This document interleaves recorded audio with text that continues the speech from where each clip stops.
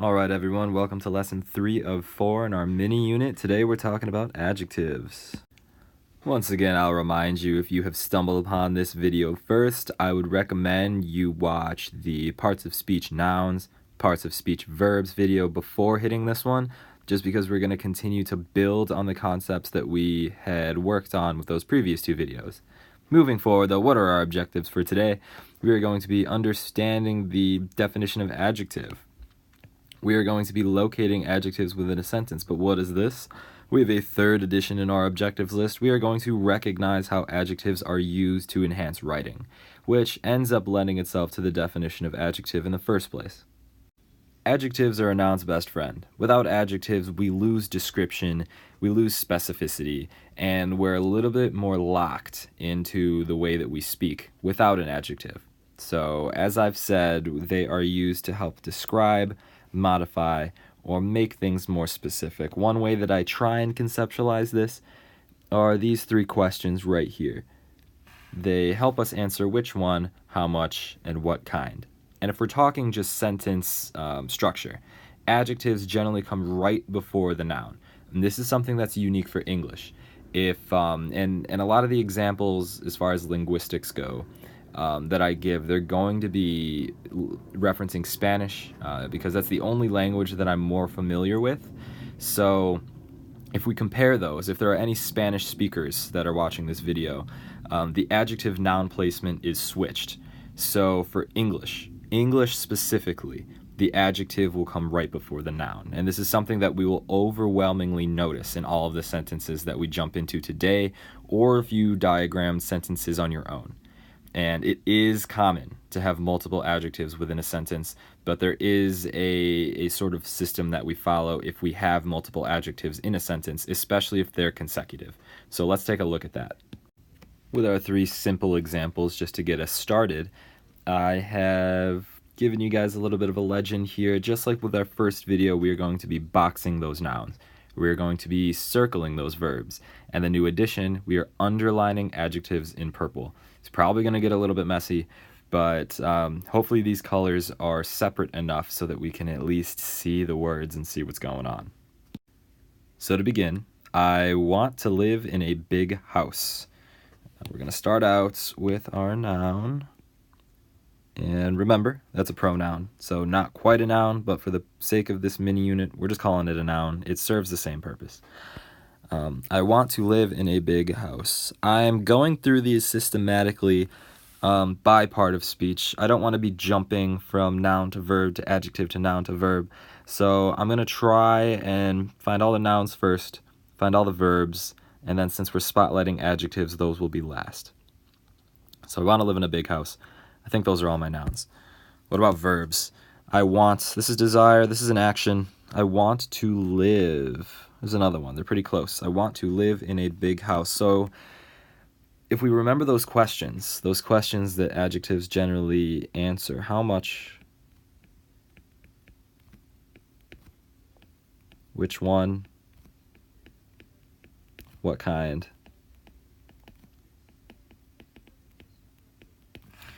This helps us frame our location for adjectives.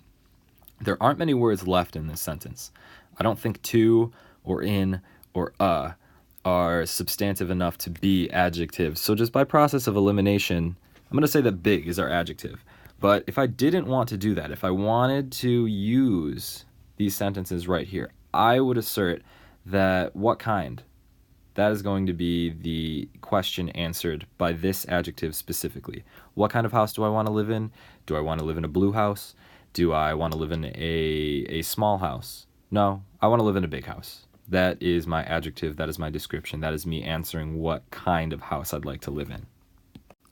The soup was hot, or this soup is hot, rather. Starting out with our nouns, this soup, that is the thing that I've got. Looks like we've got a state of being is hot. That is our adjective. And I want to say that one is what kind. I mean, it sort of just describes the state of the soup. So the soup could be cold, the soup could be too watery, the soup could be too chunky. These are all sort of descriptions that we can use to help us think about this soup. And then lastly, that test was easy. So test, that is our thing, that is our subject that we are talking about, we've got a past tense state of being and then easy. And then if we wanted to change that up, adjectives are generally really interchangeable, and they can completely dictate the direction of the sentence and completely change what I am talking about. So that test was easy. It was a simple test. That test was hard. It was difficult. I didn't know enough. That test was short. That test was long. That test was thorough. These are all different adjectives, different descriptors that we can throw in to describe the same exact noun. With these examples, the more complex examples, I've already gotten our nouns and our verbs out of the way. That only leaves our adjectives left for locating. And like I said, they help themselves describe nouns. An adjective is a noun's best friend. So the entire purpose of me throwing these adjectives into my sentences in the first place is to make my writing a little bit more interesting and to describe my nouns so that my reader and my audience can help visualize what I'm talking about. So adjectives, not as necessary as verbs. A sentence can exist without an adjective. It may be more confusing, and you may need more clarifying if you do not include adjectives, but they add depth to our sentences. So let's move forward. The red car zoomed away from the crime scene. What I'm going to say is the red car, because that helps us figure out which one. It's not the blue car, it's not the gray car, it's the red car. Zoomed away from the crime scene. And crime helps describe the scene. Red describes the car. If we remember a couple slides back, I was saying generally the adjective will come right before the noun.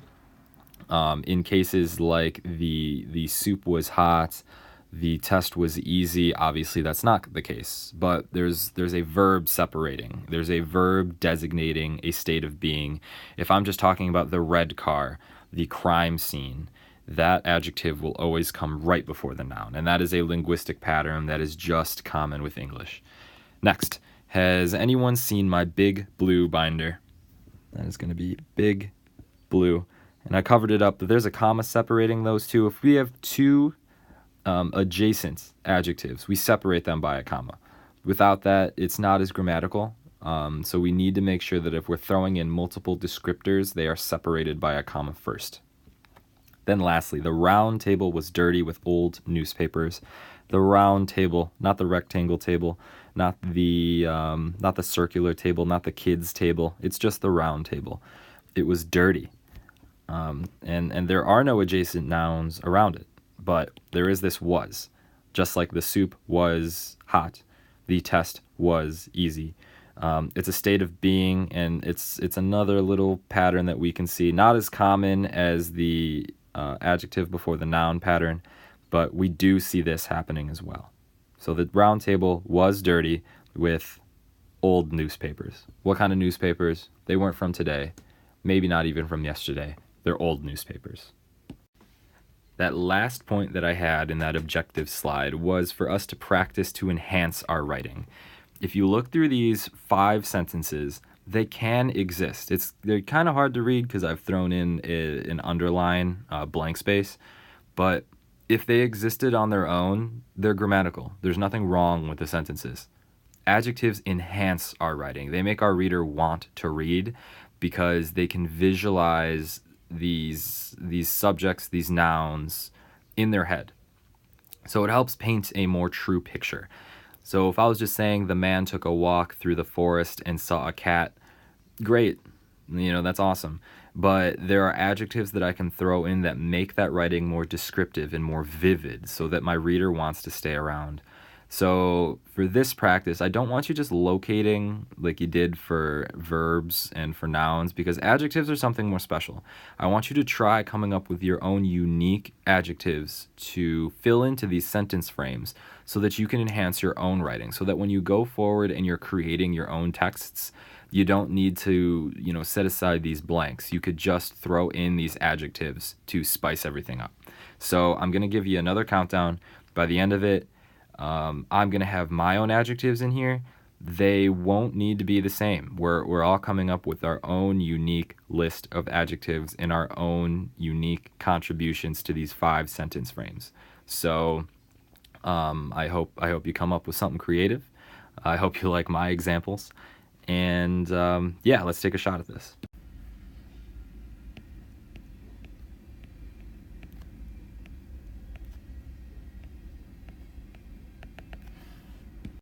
Here are my examples, or my contributions, rather. The young man took a walk through the dark forest and saw a fat cat. The mean principal yelled at the distracted students for disobeying the school rules. I saw a cute dog while walking with my best friend. The old tree nearly fell over during the violent storm last night. And lastly, I asked my mom to order me a cheese pizza from that Italian restaurant down the street. All different adjectives, all different words that, maybe these aren't the most interesting sentences you've read all day, but they certainly are more interesting than how they were in their original form. With just, I asked my mom to order me a pizza from that restaurant down the street. They're more descriptive, they give our reader a better picture of what I'm talking about in the first place, and they help our writing be more enhanced and more full. As always, if you have any questions, feel free to ask me during class. I hope you're coming away with a little bit of a better idea about what adjectives do for our writing, and I hope you incorporate them more in the writing that you do from day to day. Happy learning.